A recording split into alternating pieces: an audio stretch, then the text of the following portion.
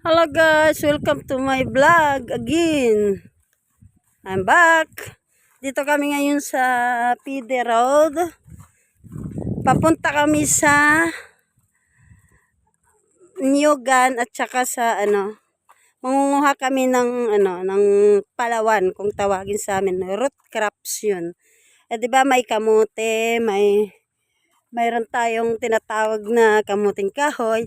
Yung kukunin namin dito, root crops. Hindi ko alam kung anong tawag dun sa kanila sa ibang lugar. Ang tawag sa amin nun palawan. Ayan guys. Ito yung mga kasama ko. May dala kami pangkuha. Yung anak ko nagbibitbit ng pangkuha. Kasi malalaki yun eh. Ayun si tatay. Papunta kami doon para manguha ng palawan. Dadalhin namin yan pabalik ng Manila. Kasi sa Manila wala yan dun eh. Ewan ko sa ibang lugar kung meron yan. Okay guys. Tara, samahan nyo ako guys. Ito ako. Ha. Ayan. Tsara ko. Itong dala ko guys. Ayan. Ito. Papunta na kami doon. Makikita nyo kung ano yung palawan. Para siyang gabi na malaki. Malaki yung dahon. Malalaki siya. Na-harvest siya after 3 years. Tatanim mo ulit. Then, after 3 years, doon mo lang ulit makukuha. Kailangan lagi lang may kapalit nun. Guys.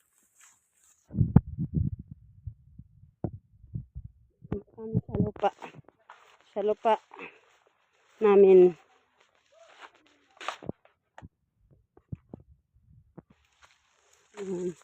Ito nyugan to. Sa Luzon, yung mga nyug nila walang parang ito, tawag namin dito is tangga. Kita nyo to? Tangga ang tawag namin yan. Para pag-aakit ang tao kasi inaakyat talaga yan. Diyan aapak hanggang doon. Hindi uso to yung sintangga. Ang uso dito is inaakyat ang niyog. Pag magkukupra. Ayan. Ito yung na kuprahan. Hey guys. Ayan. Nagtitingin-tingin na si tatay kung saan yung ha-harvest niya. Yan na yung palawan. Ayan tinatawag na palawan. Ang lalaki ng dahon. Gabi. Alam nyo guys, ang laman nito, ito yung ulam namin. Tapos yung, ito Tagalog ito, bus. Yung talbos dito, yan din yung ulam namin. Ito yung kanin, ito yung ulam. Talbos. Ayan, kita nyo, Ito.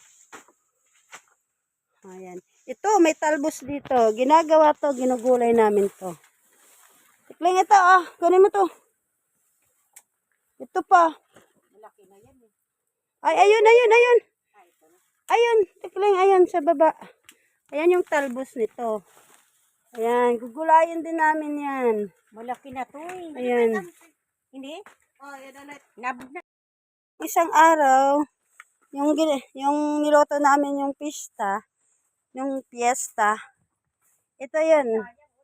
Itinanim ulit namin. After 3 years, ma-harvest na to. Tagal, di ba? Yan kasi ang yung gagawin namin. Gagataan namin to. Ito. Tawag sa amin ito, ugbos. Ugbos yung palawan. Ito, Ito yung talbos. Sa Tagalog, talbos. Ito yung pinakatalbos niya. Gagataan namin, gugulay. Tapos yung laman yan, yan yung kanin namin. Diba? Kasi malalaki yan eh. Yan basta-basta makukuha. Ayan. Ang anak ko tsaka si tatay ang nagkukuha. Dito Taga-video lang ako.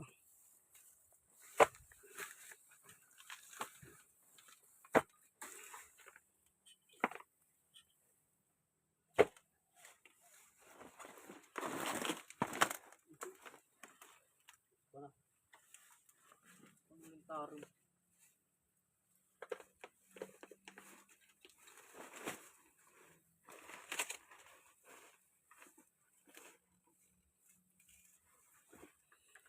laman yan, yan na yung pwedeng gawing kakanin. Tapos pwedeng lutuin lang o ginatan. Yan.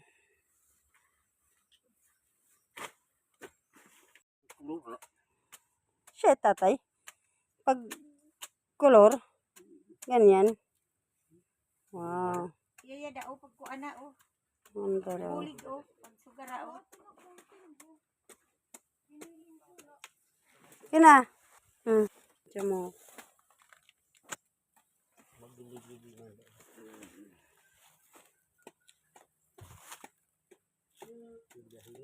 Layon-liyan anak, ma'am. Hupe. Tawag dito sa amin ay hupe. Ito yung hupe. Yan eh. Di ba hupin? Tapos itatanim namin ulit yan dyan. Para after 3 years may babalikan kami. Ma-harvest ulit to. Every time na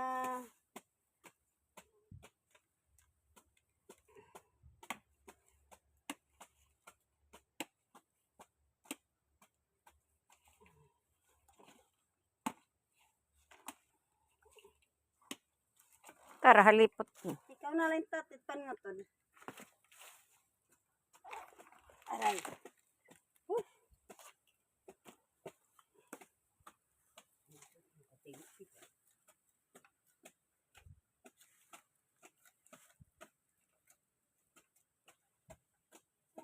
Bago lang. Tatay, kitpan nga to. Okay na yan. Okay, mapupuno.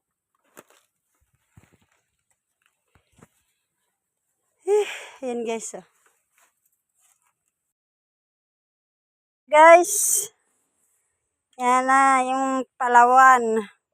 Ito yung palawin na matinik-tinik ang lindig. Ano yan, tatay? Bakit matinik-tinik ang lindig niyan? Palawin. Manunulay ko na siya mananim din ako. Hindi ka na nakilala. Sa Kasimana pagod na Manila. Di na nakilala ang palawag. Ano daw ko na yung matirik-tirik ang lindig. Tagay. Tagay ano. Agad lawi gabi sa permen ira sira ay nira kanin palawan. Harayo pala nabati ka na itkuan. Takal-takalit kaldero nga nakaladkad. Nga nga ta Manila, isang linggo pa lang anak nasing na. Ano yan tatay? Bakit matirik-tinik ang lindig? Tatanim ulit namin yung palawan. After 3 years may babalikan kami. Yan. Ayan, yung mga yan tatanim ulit namin yan.